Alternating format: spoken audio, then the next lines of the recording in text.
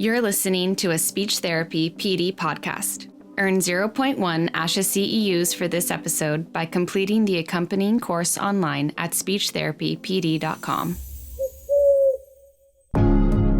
Welcome to the Gestalt Get-Together, presented by speechtherapypd.com. Each episode has its own accompanying audio course on speechtherapypd.com and is available for 0.1 ASHA CEUs.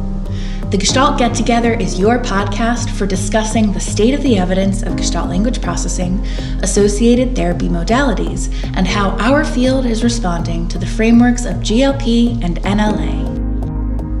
I'm Corinne Zmoos, MS, CCC-SLP, a musical language therapist who's dedicated to celebrating while investigating Gestalt language processing, protecting the scientific method, and reducing cognitive linguistic biases about this framework and these clients that I love so much.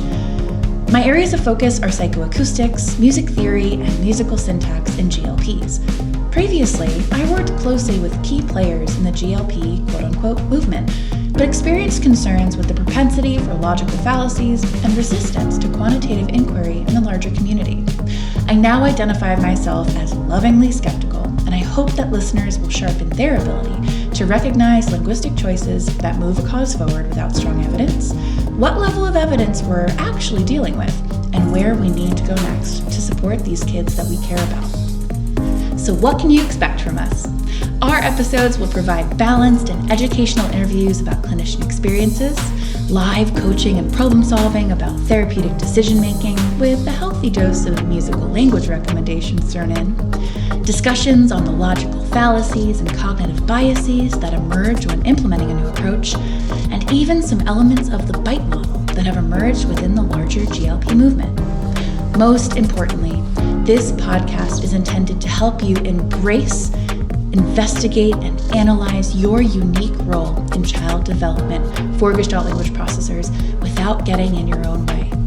This podcast is a celebration of neurodivergent learning, and we look forward to you learning with us along the way.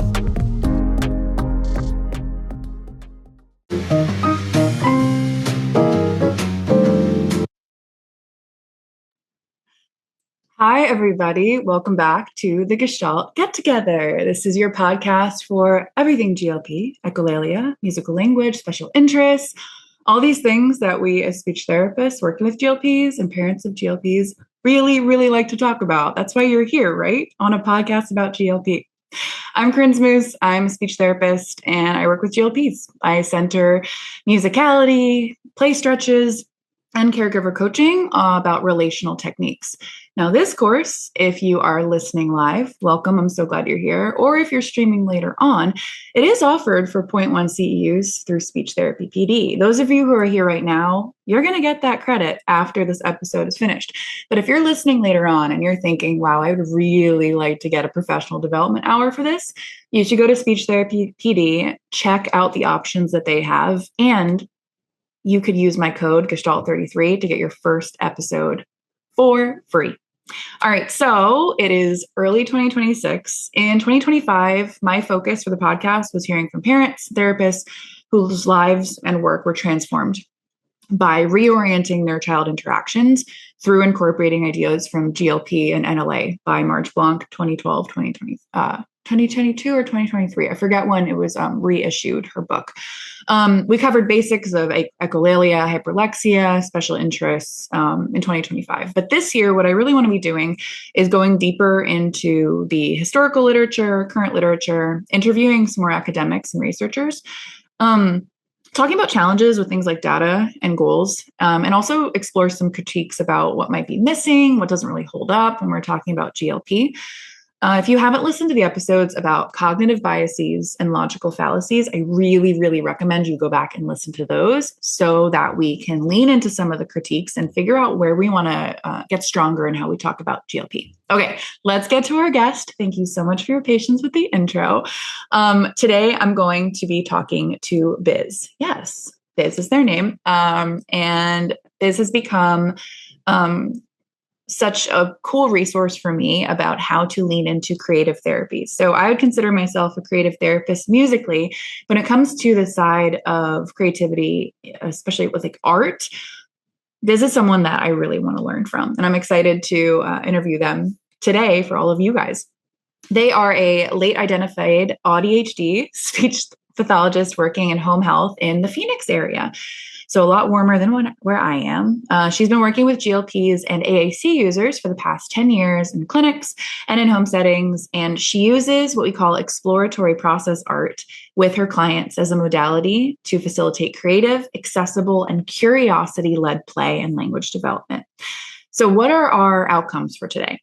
I hope that you listeners come away with number one, being able to define exploratory process art, being able to list 3 developmental benefits of this approach to creation with a client. Number 2, be able to name at least 2 patterns or symbols they may identify in artistic creations that can indicate language and play progress. I'm most excited about that. And third, I hope that you're going to come away being able to list at least 2 process art activities and ideas that you can use with your client or your child and describe what goals you can target for a GLP through those activities and ideas. I'm pumped about this. I feel like I'm going to come away with great ideas that I can use tomorrow. And that's, a quote I say often. What idea can the listeners use tomorrow? All right. Well, after all of that, welcome to the podcast, Biz. Well, hi.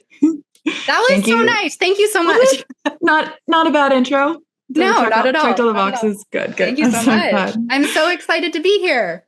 It's great to have you. I've been looking forward to this a lot. Now, for those of you who are watching live, you are seeing that Biz has the most beautiful hair. It is pink and blue and purple, I think. It's all the colors adjacent to pink. As you can see, like, I am a pink person. Yeah. Everything around me is pink. And so, go ahead. No, I was going to say, I think that's just incentive for people who might be like streaming this without video, that they should come and watch the video version because your hair is so lovely. Well, thank you. Okay, so I gave a little bit of an intro, but what I want to hear, it's a common question for me, is like, what's your GLP origin story? How did you get to the point where right now you're speaking on a podcast that is exclusively about Gestalt processing?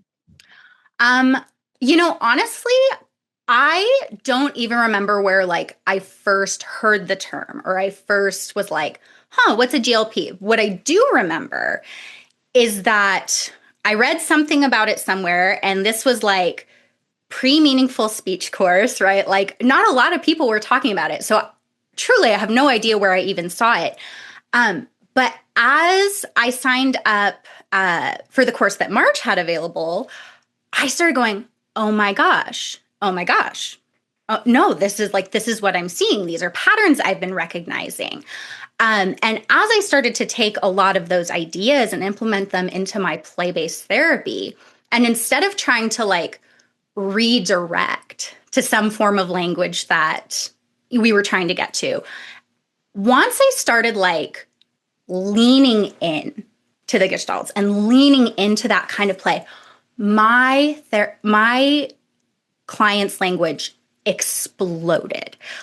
There was just this rapid progression and really client generated progression that I hadn't seen before really leaning into this. And so, I think I would kind of identify myself with you of being a loving skeptic in some of the areas and going I want to know more about this, but really leaning into that framework and into that value of the language that's being brought and really giving weight to the meaning and the ideas that are being expressed was such a game changer for me. And I find that play and that therapy so much more joyful and attuned. And so it's just been the most beautiful shift in my practice that way. And I think it'll be cool to talk about, I love the concept of attunement, talking about how that can emerge through artistic experiences with these kids. But let's wait for that until we get into some definitions. for people who are listening, they know what art can look like. They know what art can make them feel. They've experienced art in all these different ways. But exploratory process art, can you describe that for someone who has no idea what that means? Yeah. So process art and exploratory process art is about the process. It's about the actual making. So we're not so much focused on what it's going to look like at the end. And we can get into this later. You may have some clients who have a very clear idea of what they want to do and have a goal of what they want to make. But the exploratory part is I'm going to play with materials and just go, what if? And see what feels fun, what feels interesting, right? It's more about the decisions that are being made in the process and the where attention is going in the process. And that's something I want to tap into a lot, is talking about this like container and anchor for attention that I think exploratory art can be. And so I think like a lot of times people are really excited to use art in therapy and are really experienced with using like, here's the craft we're going to make.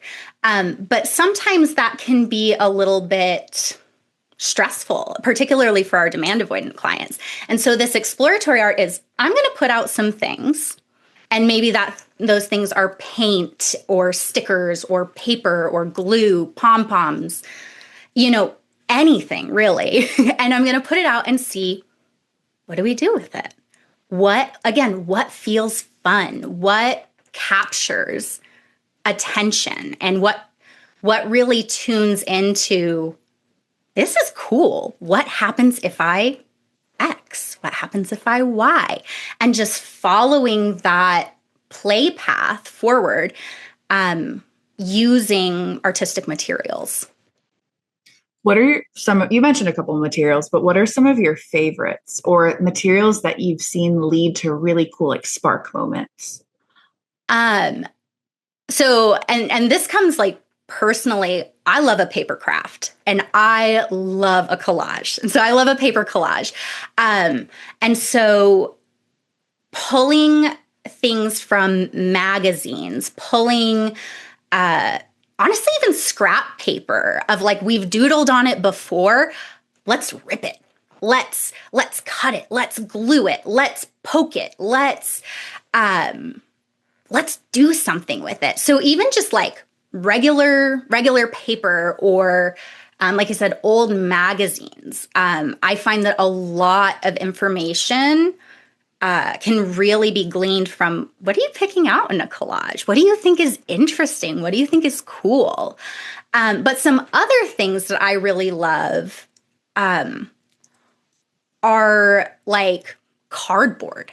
Like, can I tape some things together and make a shape? How do I build a structure? And I've seen a lot of my GLPs really be interested in like, how do I create something three-dimensional?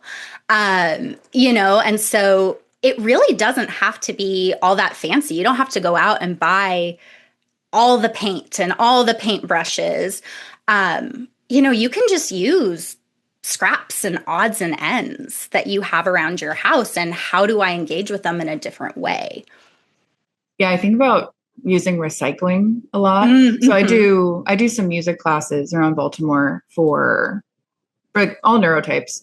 And there is usually a portion that is kind of process art, mm-hmm. where I'm bringing a bunch of recycling, a bunch of like donated materials. Like I had a bag of stickers that I swear were from 2003 today, like gorgeous, ancient stickers. But it's really, and what I'll do is just pass out a bunch of stuff, mm-hmm. and encourage families. It's not one-to-one, it's not therapy. Encourage families. I'm like, I just want to see what your kid does with this. Mm-hmm. And I tell them, I said, I don't want you to give any directions, any instructions. You can model, mm-hmm. but there is no right way for your kid to engage with it, because the what they're discovering with these materials right now is the right way.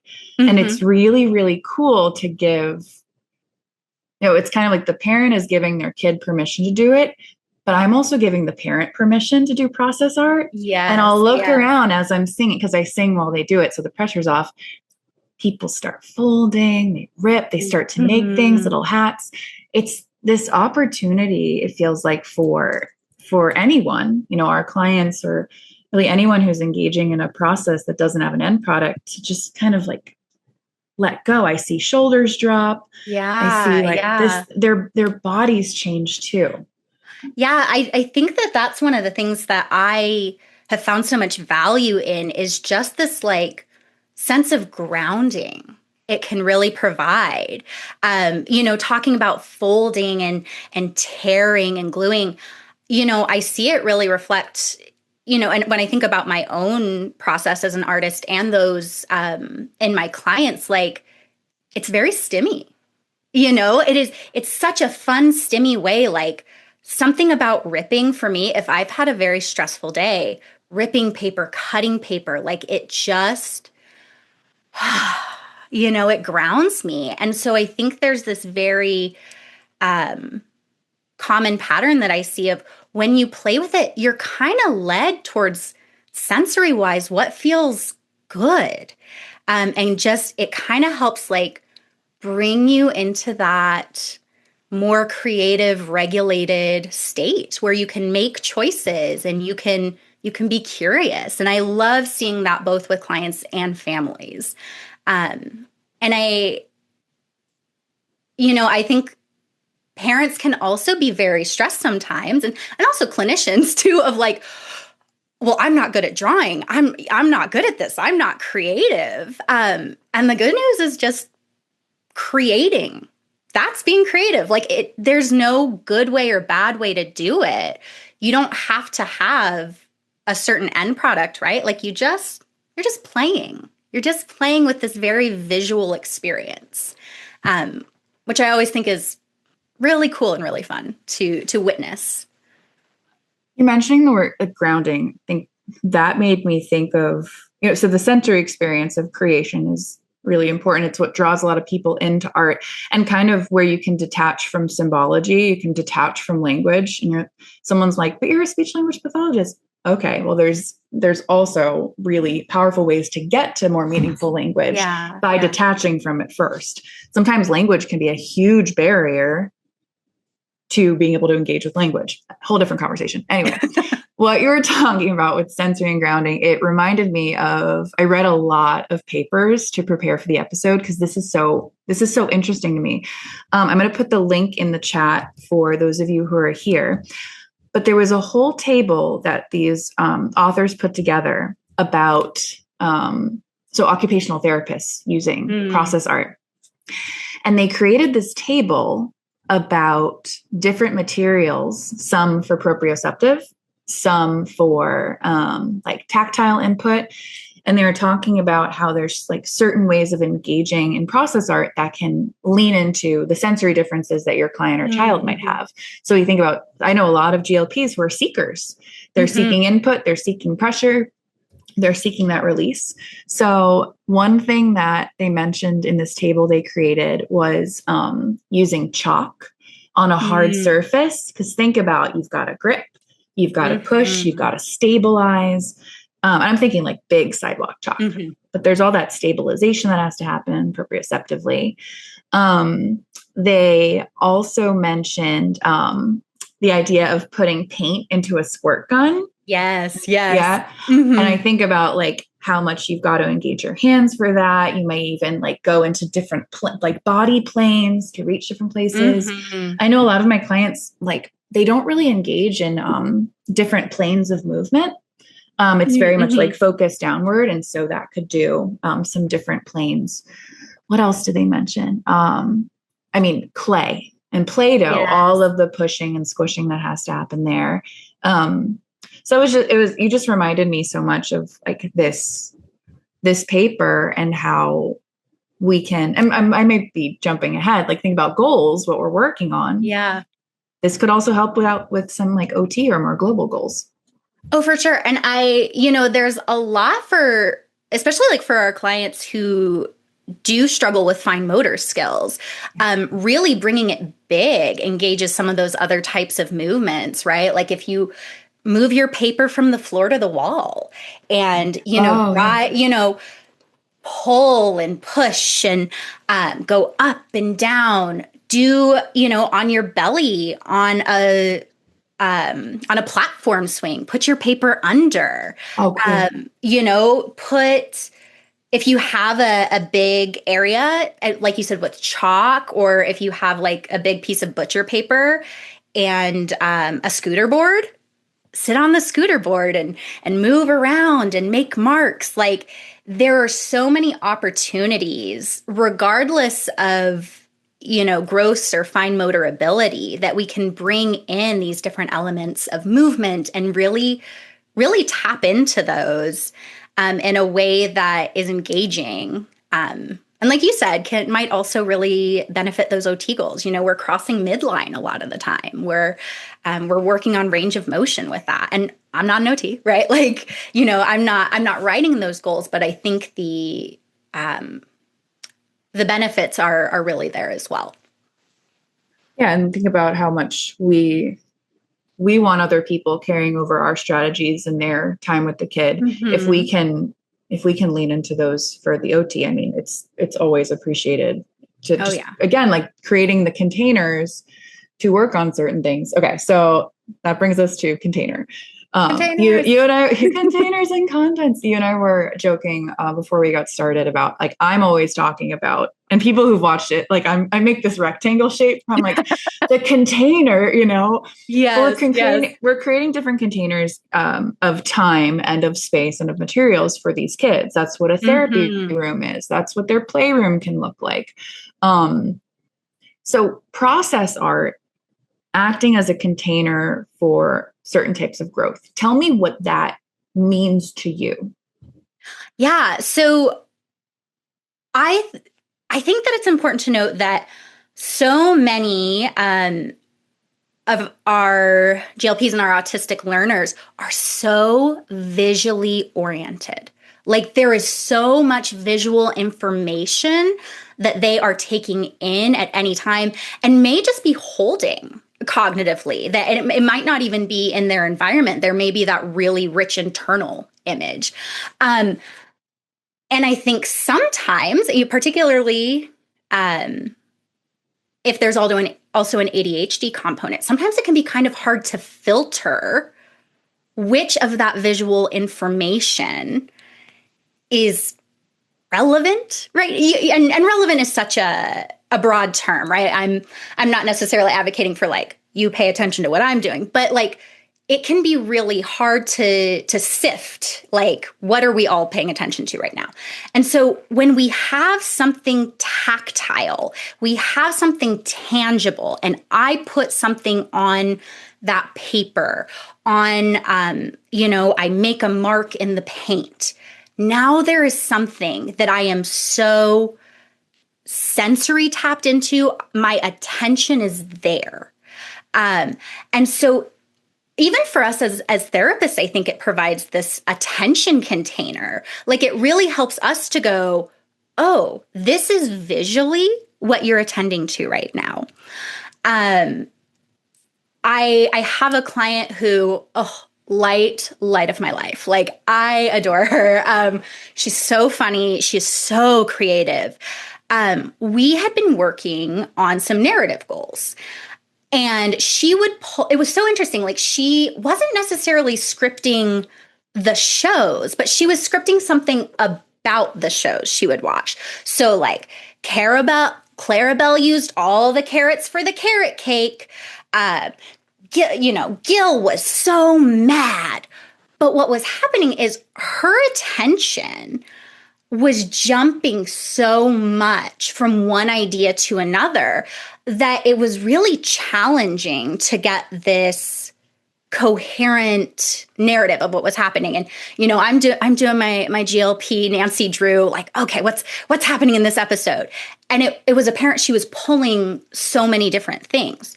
Well, the second she started storyboarding it, and it was so interesting, like, it didn't happen with doll houses. Like, we tried doll houses, we tried, some visuals that just, they weren't landing. The second she started drawing them on paper, it was almost like, well, now there was a sense of permanence that put it on paper was able to provide. So there was this sense of like, okay, it's down now. I can hold this idea and transition it to the next. And so it was this very, it was so exciting for me as a therapist, because I was like, oh my gosh, look how we're building something cohesive from all these parts you have. And now we can put them together to make something new and to make something that is able to clearly express what you're trying to tell me. And so I think there's something so powerful about the act of putting it down, the act of that movement or that choice having a very visual, tactile place in your attention field. And, that's kind of how I was talking earlier. Like, it really, I think, serves as this anchor for us in the session of, we have all of this going on. If you're at home, maybe there's dogs barking, maybe there's things going on, sister's got a show on in the background. Like, we take all of that and we're able to put it and keep it here, which is so helpful when you are modeling language. Because I know personally, as a clinician, there's been so many times where I think there was a mismatch between what my client was visually attuned to and visually engaged with and the language I was modeling. So it wasn't landing the same way. And so when they're able to start putting something down, it just kind of gives me this window and this really good opportunity to say, oh, I see what you're thinking about, because I can literally see, what you're thinking about. And so it's been a really cool way to really anchor us both in a moment in a really meaningful way. Yeah, it sounds like it's the act of externalization, and it's also a translation process of thoughts. And so, I mean, I'm not going to go into like the nature of thought itself, but thought kind of exists like beyond dimension in some way. All right, I got to reel it in anyway. But like, I'm thinking, so like, not today, but I think about thoughts they're so nebulous, but through creating art, we're translating it to like 2-dimension in front of us, or even 3-dimension, right? It's so you're taking thought, which exists on a plane that, most humans, we can't agree on. It's so nebulous, but then it's a translation process into 2D or 3D, which there you can hold in your hands, you can point to, you can have joint attention on art, whereas having joint attention on a thought it's rough, right? It's and I rough. like the idea. I think that's so important of what I assume a client is thinking about or attending to may not be truly what they're attending to, either because I'm misunderstanding where their gaze is. Their gaze may not be indicative of their true attention.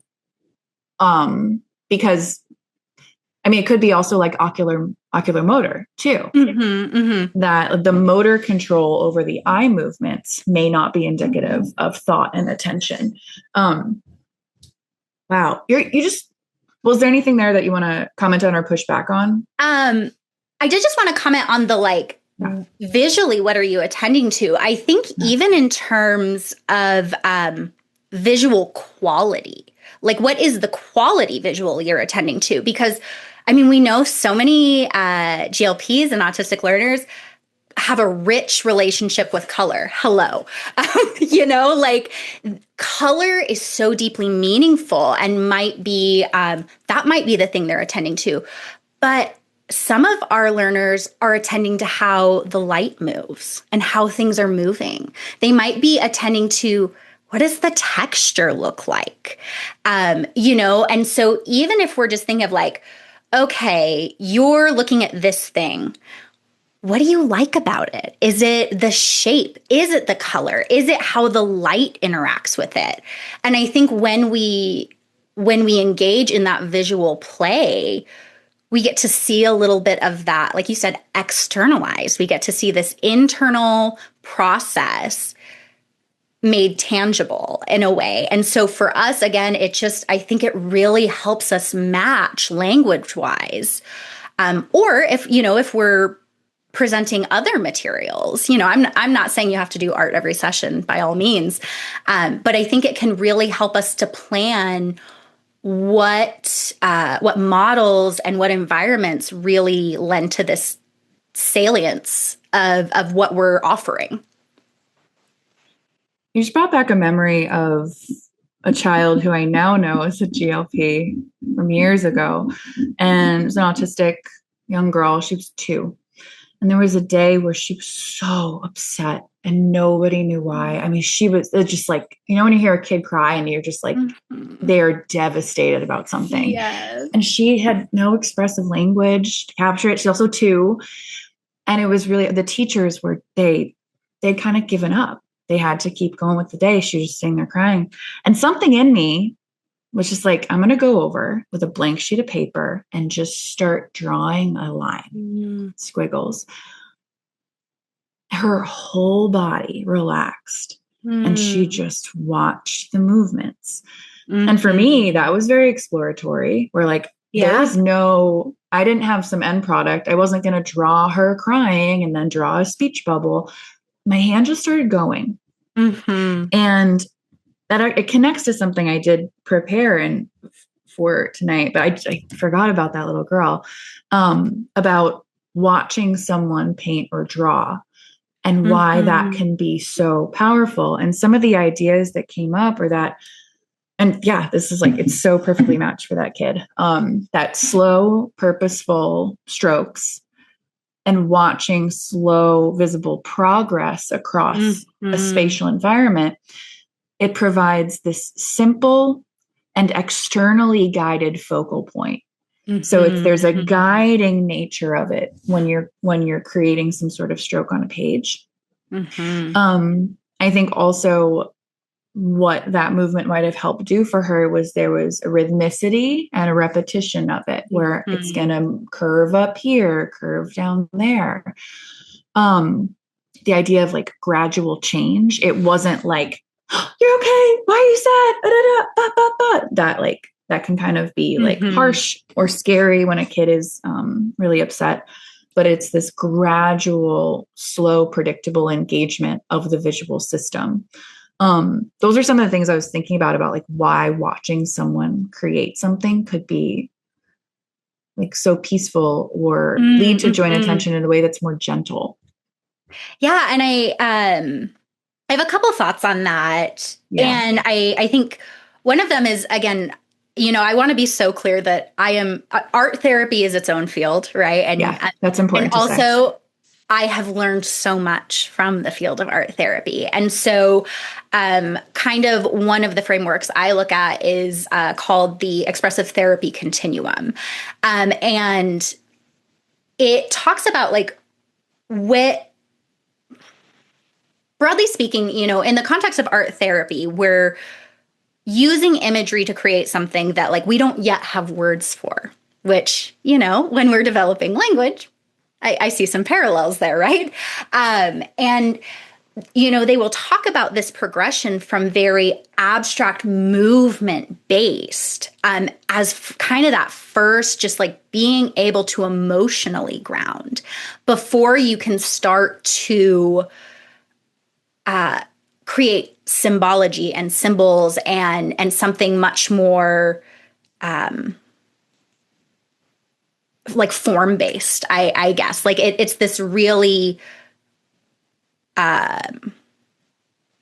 foundational, like, okay, I'm here, I can breathe, we can be together, and then move towards some more complexity of expression. And And, that's something we can talk about, like when we get to talking about patterns and things that I've noticed, but just that element of experiencing the movement of it. And even just, like if you're watching reels or TikTok videos, a lot of art therapists will be like, you're stressed, just start scribbling. And there is something so regulating about watching that movement, feeling it move under you. Like you said, there's this, I can follow something, I can watch it, if I'm creating it, I can feel it underneath me. Like it hears my body in space right now. Like there's just this thing where it helps us, again, just kind of be present. And it's really cool to see that mirrored in my own practice linguistically. Okay, so once more, so it's the expressive therapies continuum you mentioned? Yes, and great. I have it here. There's a book, and that is by, who's the author? Lisa D. Hines. Great. So that's helpful if any of you are interested. And for those of you listening live, I just put a link in a chat to a paper about the expressive therapies continuum. And one more thing I'm going to say before we get into the patterns, the symbology, and then to some activity ideas.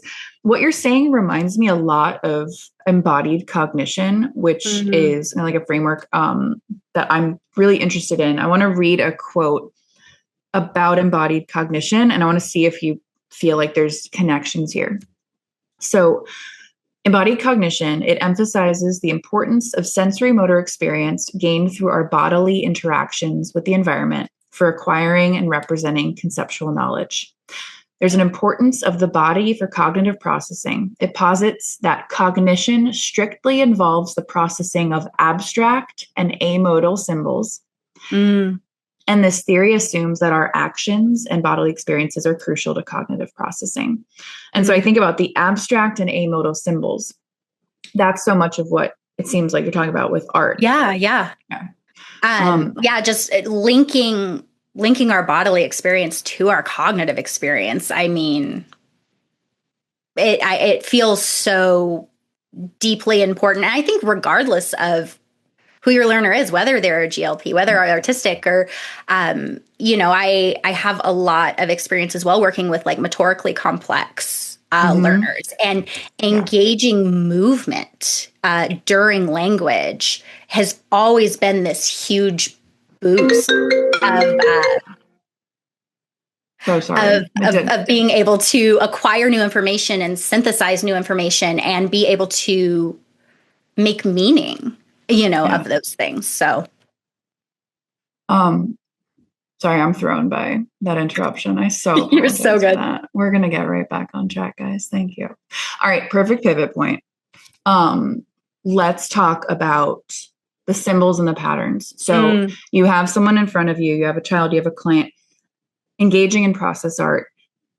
You as a therapist, what are you noticing? I am looking at, what are you doing over and over? What is our consistent here? And so I kind of touched a bit on it earlier. Are you continually using the same color combinations? Are you making a lot of shapes? Are you organizing? What are you doing consistently with what is presented in front of you? And in doing that, I'm able to start to see like, oh, these are Buzz Lightyear's colors. Whoa. Okay. You're okay, like, I'm in. You're like, oh, you love fuzzy things. Like you want to use a pipe cleaner. You want to use a pom-pom. How are you combining things?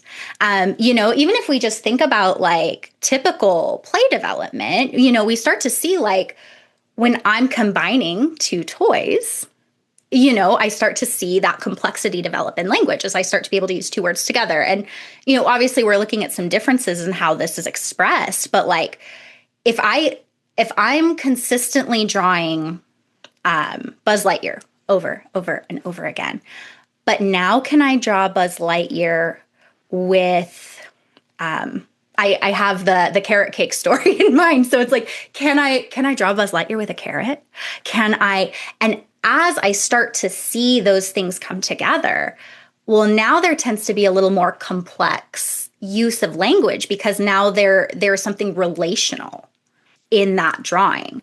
But even going before, like we have a noticeable image, right? Like I might start to play with, okay, you like that purple and that green and that white and that red together. What else can I make with those? One of the things I really love to do, if I have a client making the same thing over and over and over, which I love, actually, like there is no reason, right, in the process art to shift that or to change that. But what I like to do simultaneously is I'll often do my own parallel art. And sometimes I'll imitate what they're making. Sometimes I just make my own thing, right? Like if I'm not allowed to interact with what you're making, which is so real. Like we're working on boundaries, we're working on advocacy. That's great. But what I'll start to do is I'll say, okay, you're always making something with this material. You're always making something with this colors. What happens if I change the colors? What happens if I change the material?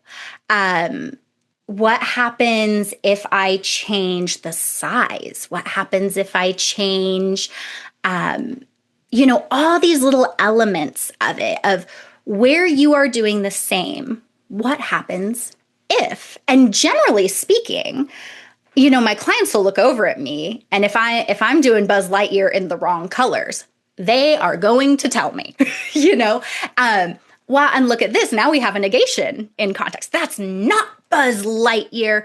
That's not right. And so we take those, like, I love taking those things that are stable and can I modulate them? Can I manipulate them? And what does that remind us of? For me, a mitigation, right? Like, how do I take this whole that you have, the meaning that is attached to this image, and how do we play with it to make something a little bit new? How do we play with it that I take this unit of meaning that you're holding and makes sense to you and add a little bit different meaning to it, And sometimes that might be like, another example I have is I have a young woman I've worked with. I've known her family forever because I've seen the brother, honestly, like pretty much since I started. It's wild. But I recently started with her about a year ago, and I have to be honest, like, I'm not sure what about it feels so meaningful to her, but she loves, like, I have these little circle papers that I initially had brought for like a spirograph. I love a spirograph. Honestly, if you have a kid who loves watching movement and color, cannot recommend a spirograph highly enough. But she loved those circle papers. And I have a photo printer that she will go and she'll find stills from her favorite YouTube videos and print them out, and she'll put them on the circles, and she likes to line them up. And it's not all the same video. Like, she pulls these stills from different videos she loves. And what I've started doing is, can I stitch on top of this? Like, I love embroidered photos. Embroidery is another thing I love doing. And so, like, can I layer? Mm-hmm. Can I add some detail to this? And she's, she'll start to like, there's an attention grabbing of like, yes, what are you doing? And so there's this curiosity and this, like, again, just kind of developing some really authentic joint attention of, and I want to be clear, I'm not manipulating hers. I think it's very, unless invited to do so, right? If a client wants me to help, I wait to be invited. I don't offer my ideas until they are welcomed. But so I might make my own parallel project where I am layering. I'm doing something that she does at baseline, and I'm, again, just that like little tweak. What can we change?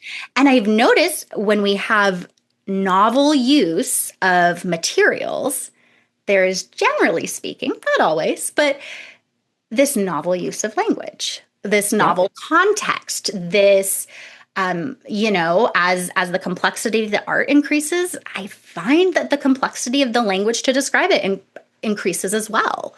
And so just really, like I said, like taking what is constant. Is it the material? Is it the color? Is it the shape?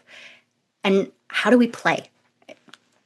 And I feel like I've been talking a lot, so feel free to jump in. But I've been pulling things out and creating a little like list to respond to.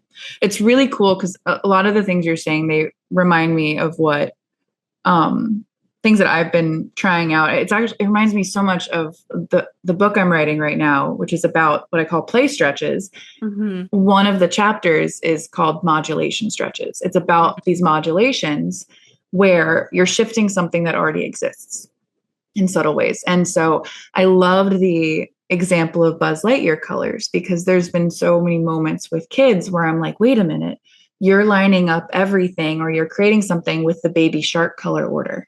Mm-hmm. Or, oh, that's the Paw Patrol color order there. Mm-hmm. So it's like you're stepping back from the literal. And we do this with spoken gestalts, right? Where we're like, hold on, pull back. It sounds like you can also do that with artistic expression of what might be going on, what idea might be underneath what they're expressing through art right now. And that idea of the modulations of, when you say that parallel project, what a cool phrase. I think about mirroring and entrainment, which we talk about musically related, and creating this parallel project is like mirroring and entraining. And then when you're in that attuned state, then what small change, what small modulation? Okay. Yeah. I'm seeing a lot of parallels here. I feel like I had an idea in my head that didn't stick very well. But yeah, just this, I think also this idea that I want to pull in is like, as sometimes like when kids are watching me do something, it's almost, it's like this light bulb goes off of like, well, I didn't know I could do it that way. What other ways can I try it? And so there's this, again, like I love tapping into that what if energy. What happens when?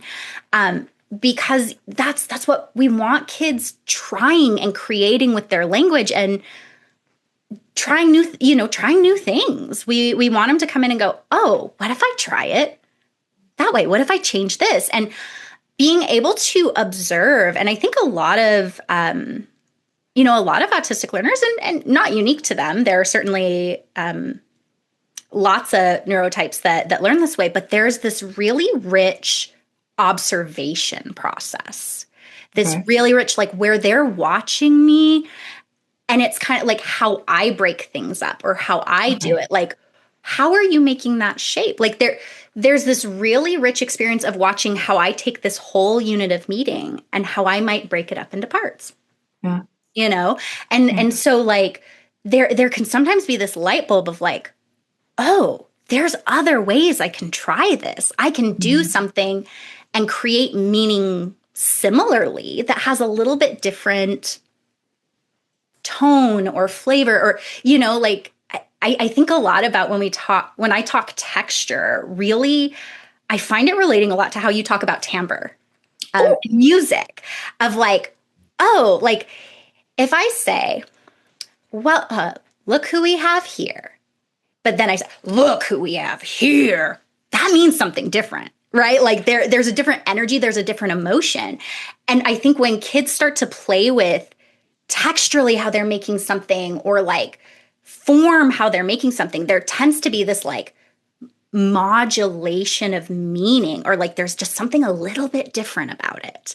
And so it just opens up this like, ooh, what happens if, Timbre and texture. Wow. Okay. That's one of my takeaways. I'm going to be thinking about that. Yeah. I think there may be listeners who they've been thinking about play stretches and how to take what is and slightly shift, but maybe not. I'd never really considered it with art before. And so there might be people listening who are like, oh, I know how to do that with figurines, or I know how to do that with cars, but what would it look like to do those little moments of growth to see, will this kid integrate a small bit of novelty into the predictable container? Okay, let's talk. You've been throwing in cool examples of activities and ideas, but I want, if you can share some more examples you've used with kids and maybe how it's helped them to make gains and tie into goals, or just whatever comes up for you. Yeah. So like I said, I love a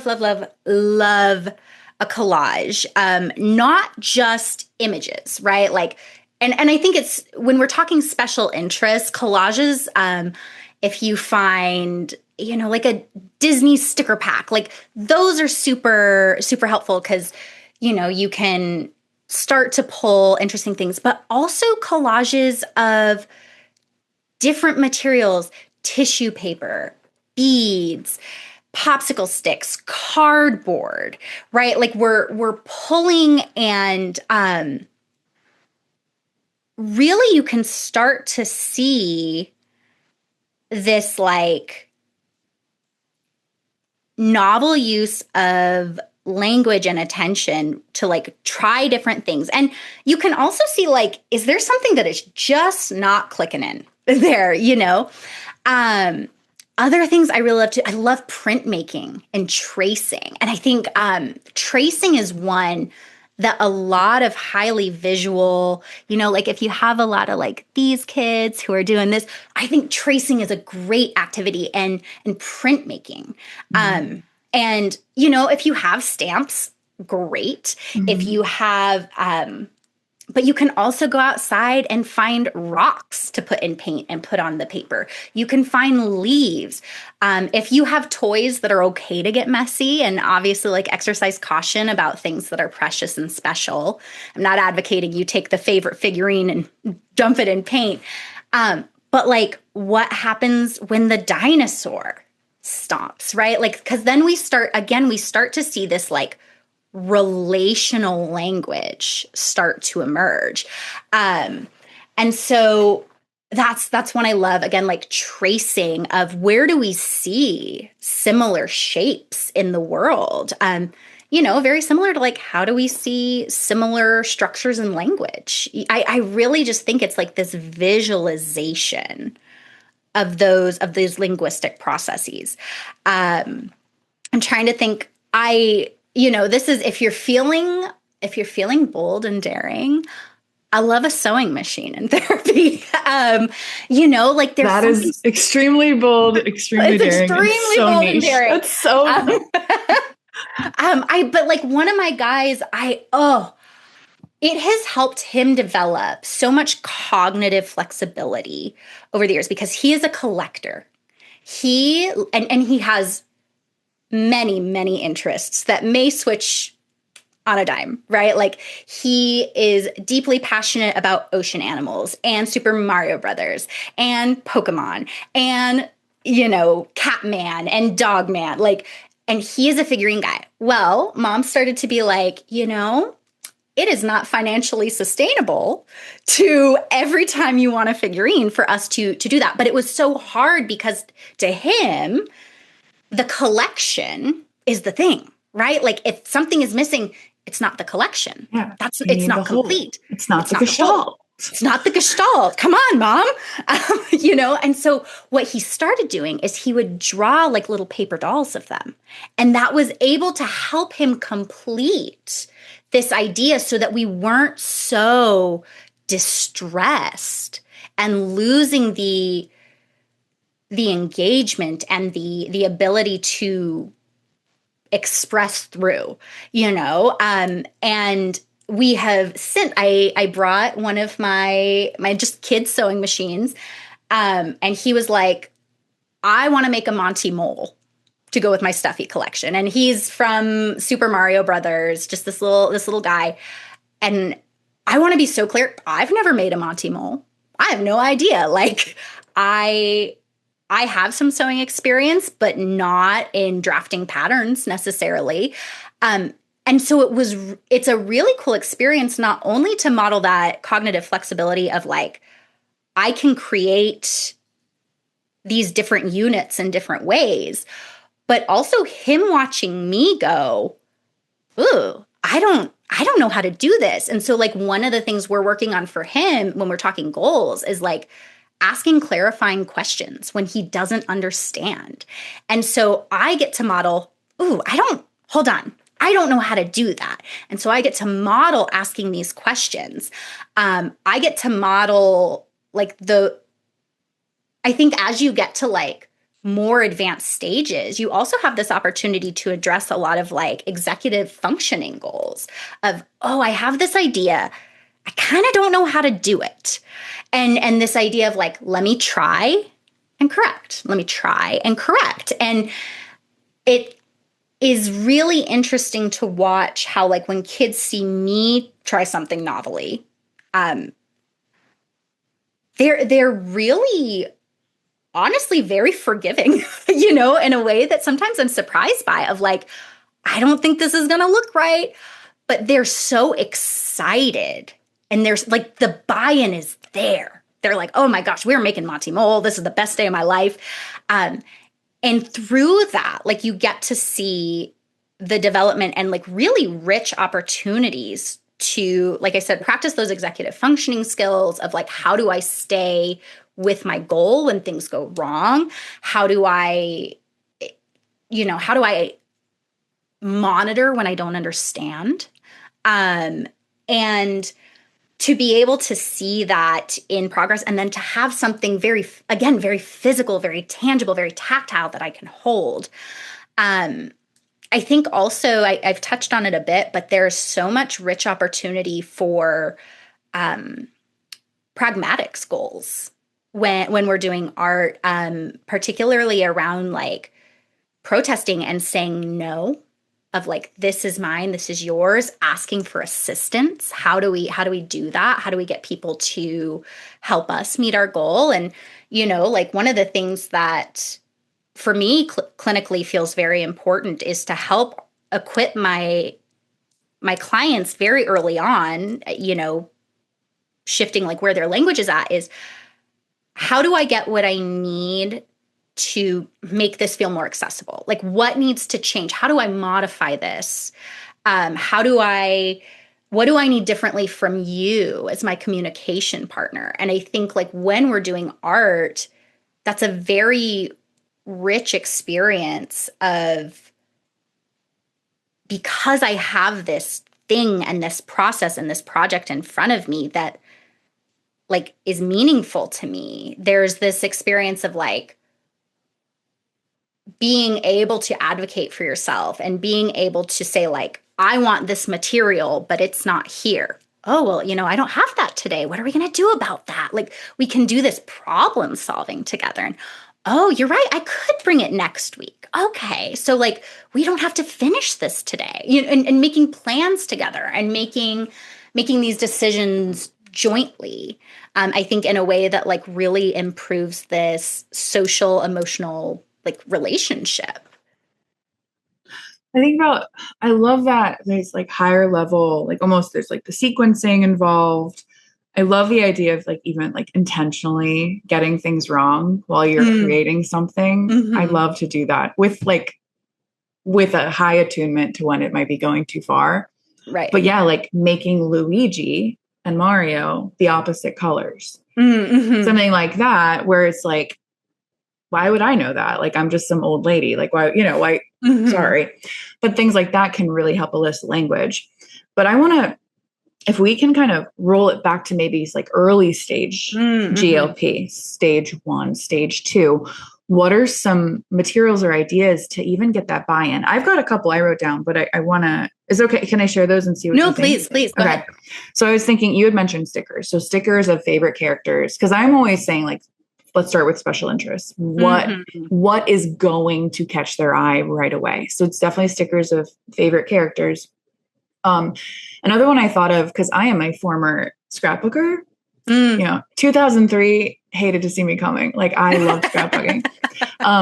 But like cutouts of letters. So for kids who are hyperlexic, who have that interest in letters and numbers, the little cutouts of those, what can we do with those and create with those? I was thinking like scrapbook paper that might have special interest things on it. Scrapbook paper with astronauts or planets, or I don't know. Do you know any kids who like animals, or that just one or two, just a couple, just a handful. And like ripping that, or like tearing out around the lion. I was thinking about like putting out materials where you have every color of the rainbow available for our rainbow making kids. And then I was thinking about my kids who love shiny things, and I was like, oh, sequins. I would not do glitter. Maybe. I don't know. Have you ever done glitter? I personally, I love glitter, and I think I'm a real unicorn of a therapist in that way. I think most therapists despise glitter. But I think you have to be obviously very cognizant of who your client is. If they are a thrower, perhaps glitter is not the choice. But if you have a client who loves light and movement, glitter can be a very impactful, like, how do I hold it and notice that movement. But I do think that sequins are a much more easily cleaned up way to also get some of that. Another idea I was thinking of when you were talking is especially utilizing recycled materials. Can we cut letters off of our cereal boxes? Can we cut letters, especially for our letter play kids, or colors, can I just rip up and then I can line up the colors? And one of my favorite things doing is like color blocking. And again, very much for my color passionate GLPs. Is like, I love to like color block a familiar character or a familiar topic. So we're doing, we're cutting out just scraps from our cereal boxes, and I have the Buzz Lightyear colors. Yeah. It might not look anything like his shapes, but I might put the colors together and go, oh, it's Buzz Lightyear. Yes. And then like we pull the different colors, and again, we're taking these pieces and we're manipulating. And I will say, oftentimes I get a very big laugh when I do that, when they're like, oh, yeah, it is, So just taking those things, or even if you have a shape kid, like if you have a kid who loves circles and squares and triangles, of course, one or two, one or two. So we take those out, and can I take those shapes to make something recognizable? So if you have an animal kid, can I take like a circle and a couple other circles and a rectangle, and it's an elephant? How do I make a dog out of these shapes? And again, I think that works really well when you're working on mitigations of, here are these familiar parts. Let's combine them in novel ways to get something familiar and safe to you that already holds meaning. So shape blocking, color blocking with those really simple, wrapping up tissue paper, wrapping paper. If you've got those scraps like after the holidays that you're like, what am I going to do with this? Like, I can't wrap. Rip it up, make shapes out of it, cut letters out of it. Like, I really, really want to emphasize how much you do not need to invest in like a whole art kit, and if you have a kid who really takes to it and loves it, by all means, get some more things. But like, I personally really love this idea of using what you have available.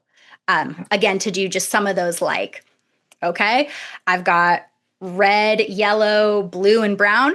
It's Woody, like it's just really engaging for kids, and they really have a lot of fun with it. The word evoke comes to mind. That's what I've been writing about in the modulation chapter, is because I hear people, because I'm always telling people, draw it out, draw the, create that comic book, create that storyboard. And people are like, oh, I don't draw. I don't know how to. And I say, okay, but can you make something that evokes it? Mm-hmm. And that also, I think, takes off a lot of the pressure too of like, well, I'm not an artist. I'm not this, I'm not that. Okay, but can you attempt to create something that evokes an idea or a symbol? Mm-hmm. And it's also going to make you better at interpreting what that kid is trying to evoke with their work too. Mm-hmm. Like it just takes the pressure off everyone too. It's I think that like, and if I'm actually terrible at drawing, like I'm horrible at drawing. I have had so many parents and kids, they just laugh, and it just brings a lot of levity to it. Yeah. Like there's no pressure. This is my whole gig, like this is the thing I love to do. And I would actually say I'm really terrible at it. At that particular expression. And so again, I'll be taking that and I'll be using that of like, how can we help evoke this imagery? How can we help engage that? Because, when we think about a Gestalt, like it's so encompassing of the whole experience. Like there is such a visual element to it. For a lot of our kids, like that visual is really, really strong for them. And so I love that vocabulary choice, and I will be stealing it and putting it in my pocket. It's yours. It's always been yours. Thank you. It's this whole thing. It's like you're engaging in this translational process. It's like a co-created translational process. And then there it is in front of you. It's really cool. I feel like I've gotten a lot of ideas that I would like to try, maybe leaning into making some more messes. If you were to like say to someone, like the biggest takeaway from this about exploratory process art for speech therapists, what would it be? What's your take home message? I think get kids creating as soon as you can, because what they provide visually can give us so much information about where they are finding meaning. And it can give us so many rich opportunities to expand and mitigate and play.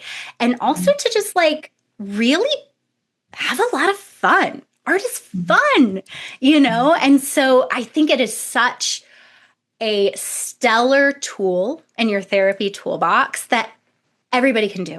If you are creating, you're creative. Everybody has the opportunity to be creative. And I want to land on, I think language is creative. Like I'm always the reason I love language is I find it very inherently creative. We take this idea and we put it into the world. And I think art is just another way to explore that. That was the best answer ever. All right. That's the end. Busy. Oh my gosh. I'm so glad you got to do this. For those of you who joined us live and you want credit for being here, which you should get your hours done now so that you're not panicking in December. Make sure you complete the course on Speech Therapy PD's website after this. And there is information in the chat about how to do that. There's going to be a quiz, and to be a little survey for you to fill out, and then you're going to be 1 hour closer to checking all those boxes. Thank you so much for joining. This was a very cool episode. I'd love to hear feedback from any listeners about if you try any of this, how your clients or your kid respond to it. Feel free to message me on Instagram and tell me how it went. Thank you so much, everyone. Let's give a big round of applause to Biz for coming.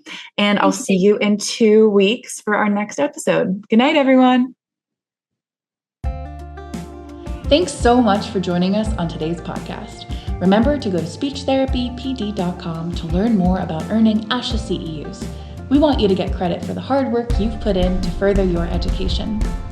We also appreciate your support. We'd love for you to write a quick review of the podcast and subscribe.